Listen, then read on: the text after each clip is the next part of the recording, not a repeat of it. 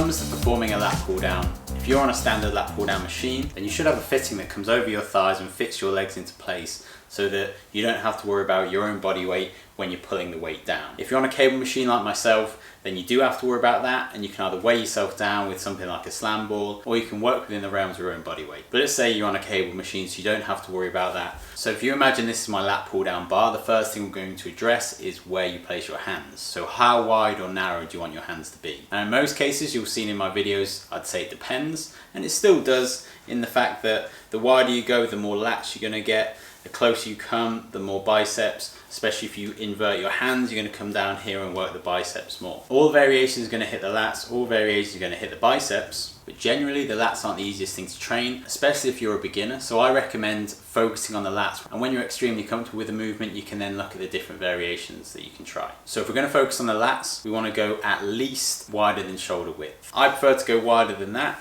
but I'd say anywhere in this range here is absolutely fine, and is going to focus on your lats more than anything else. In terms of where you choose in this small range here, that's going to be up to you in terms of how it feels, and it's going to be different for everyone. So you may feel it a lot more in the lats when you're slightly narrower, or someone else may feel it a lot more when they're wider. So first off, let's address the lat muscle. It's this big muscle under here that allows you to pull things down and perform exercises like pull-ups. So the lats come right across the back and fill into this position here, which means that when you're squeezing that bar down, you want to be pulling it and squeezing those elbows downwards, almost together slightly. You're almost pinching the shoulder blades together with that wide grip, really trying to engage that upper back. Squeeze, and then back up it goes. In terms of body position when you're performing a lat pull down, what we want to avoid is leaning too far backwards and using our hips to assist with the pull down. What you want to think about doing is imagine doing a pull-up where you're trying to pull yourself up to the bar, specifically your chest. You're trying to pull your chest to the bar. So if I'm here, I'm pulling straight down to the chest, but I'm not thinking about getting that bar down and trying to use my body to assist. I'm thinking about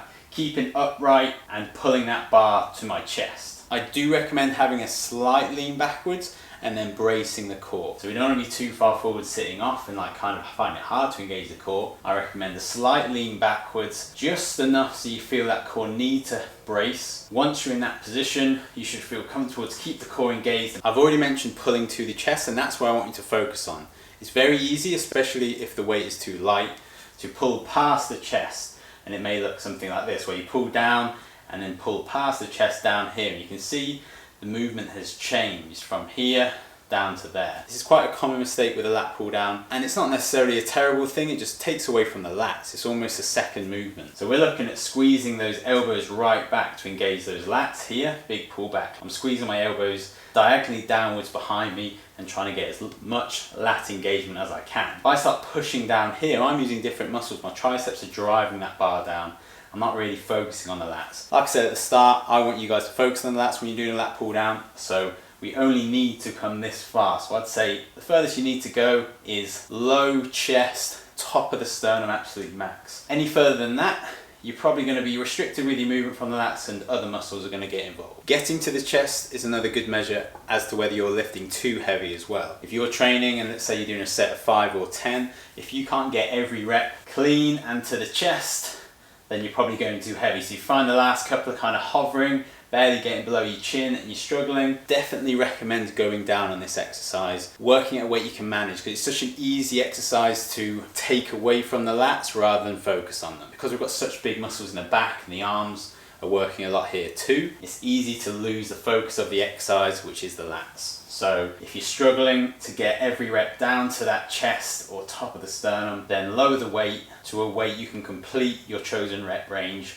with controlled movement and really feeling that engagement of the lats. To finish the rep, we're going to take it back up. Try not to just let the bar fly back up on its own, and try and let the bar go all the way back up until your arms are fully extended. We don't need to be losing the engagement necessarily, where your kind of shoulders are shrugged up and you have to re-engage the lats, even though that is a good technique if you do find it difficult to engage the lats. So there's nothing wrong with disengaging and re-engaging those lats every rep. What we don't want to be doing is not going to our full range of motion before we pull back down, or losing complete control before you pull that bar back down to the chest again to complete another rep.